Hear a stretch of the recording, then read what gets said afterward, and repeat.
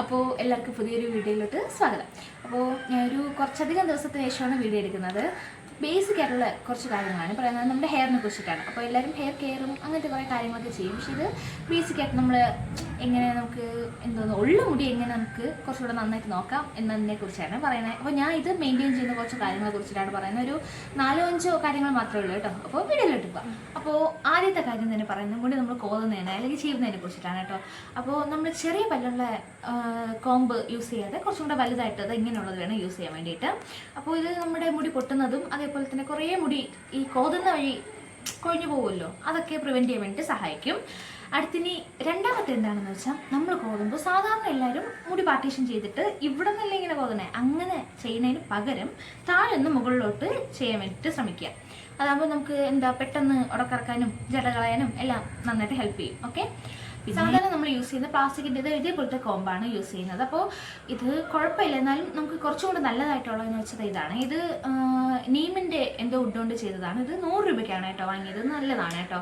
ഇങ്ങനത്തെ ആകുമ്പോൾ നമുക്ക് കുറച്ചും കൂടെ മുടിയുടെ കെയറിന് നമുക്കിത് യൂസ് ചെയ്യാൻ വേണ്ടിയിട്ട് പറ്റും. അതുപോലെ കുറച്ചും കൂടെ നല്ല ഹെൽത്തി ആയിരിക്കും.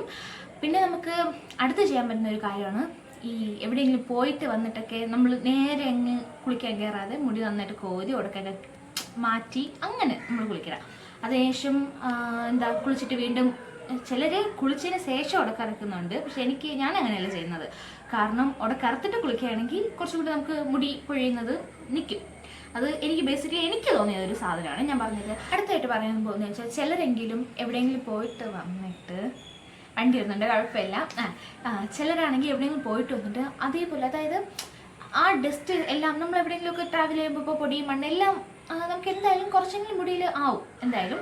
അപ്പോൾ അതിൻ്റെ പുറത്തൂടെ വീണ്ടും എന്തെങ്കിലും എണ്ണയോ എന്തെങ്കിലും തേച്ചിട്ട് കുളിക്കും. അപ്പോൾ ഡസ്റ്റ് എല്ലാം കൂടി ആയി നമുക്ക് ഈ ഡാൻഡ്രഫോ അങ്ങനത്തെ ചൊറിച്ചിലോ അങ്ങനെയൊക്കെ വരാനുള്ള സാധ്യതയുണ്ട്. അപ്പോൾ അങ്ങനെ ചെയ്തിരിക്കുക.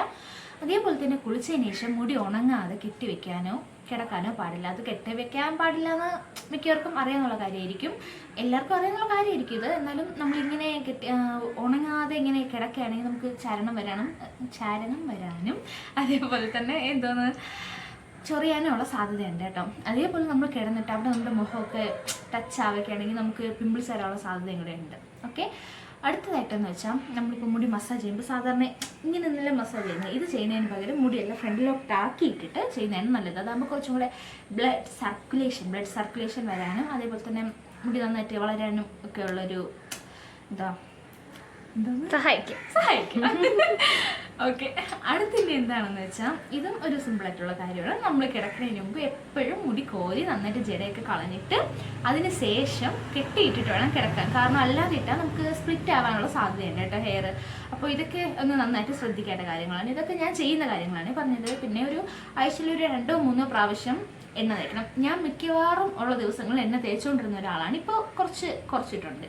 പിന്നെ നമ്മൾ ചെയ്യേണ്ട ഒരു കാര്യം, നമ്മൾ എന്തായാലും ഇപ്പോൾ എന്തെങ്കിലുമൊക്കെ നമ്മൾ ഹെയറിൽ അപ്ലൈ ചെയ്യുമല്ലോ, അത് ചെയ്യുന്നതിന് മുമ്പ് നമ്മൾ കോമ്പ് ഉപയോഗിച്ച് നന്നായിട്ട് മുടി പാർട്ടീഷൻ ചെയ്തെടുക്കുക. അതിനുശേഷം നന്നായിട്ട് അത് കോമ്പ് ഉപയോഗിച്ച് തന്നെ റബ്ബ് ചെയ്ത്, എന്തായാലും ഡാൻഡ്രഫ് ഉള്ളവരാണ് അത് ഒന്ന് റിമൂവ് ചെയ്തിട്ടാണ് നമ്മൾ ചെയ്യേണ്ടത് അപ്ലൈ ചെയ്യുക. അല്ലെങ്കിൽ ഇതിൻ്റെ പുറത്തൂടെ ചെയ്താൽ അത് ശരിയാവില്ല, വർക്കാവില്ല.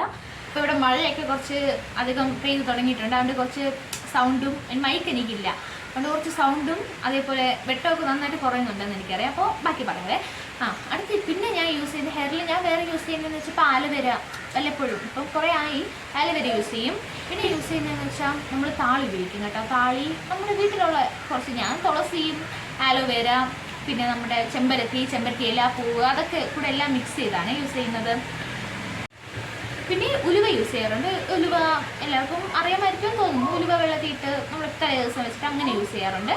പിന്നെ റോസ്മേരി എസെൻഷ്യൽ ഓയിലും കൂടി യൂസ് ചെയ്യാറുണ്ട്. ഇത്രയാണ് ഞാൻ യൂസ് ചെയ്യാറ്. വേറെ ഒന്നും ഞാൻ അങ്ങനെ ഉപയോഗിക്കാറില്ല കേട്ടോ.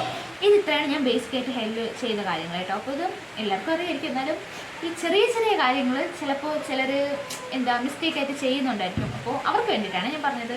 എല്ലാവർക്കും യൂസ്ഫുൾ ആയി കാണും എന്ന് വിചാരിക്കുന്നു. അപ്പോൾ അത്രയേ ഉള്ളൂ. Okay, by.